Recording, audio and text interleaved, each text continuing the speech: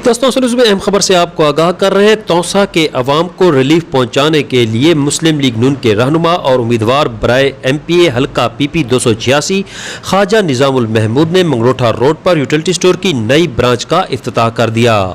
अहम खबर से आपको आगाह किया जा रहा है। तौसा के अवाम को रिलीफ पहुंचाने के लिए मुस्लिम लीग नून के रहनुमा ख्वाजा निज़ामुल महमूद ने मंगरोठा रोड पर यूटिलिटी स्टोर की नई ब्रांच का इफ्तिताह किया, जिसमें अवाम को सस्ता आटा, घी, चीनी के अलावा दीगर ज़रूरियात ज़िंदगी की अशिया मार्केट से सस्ते रेट पर फराहम की जाएंगी।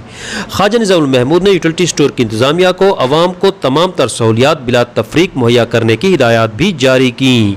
इस मौका पर regional manager utility store Tehseen Khan Babar, incharge warehouse brands goods Bilal Khan Kharoti, Niaz Ahmed Baloch incharge आटा और Ibrahim Lakha incharge warehouse ने यकीन दहानी कराई कि तौसा के अवाम को तमाम अशिया की बर वक्त और बिला तफरीक फराहमी के लिए तमाम तर इक़दामात किए जाएंगे और इस सिलसिले में कोई कसर नहीं छोड़ी जाएगी।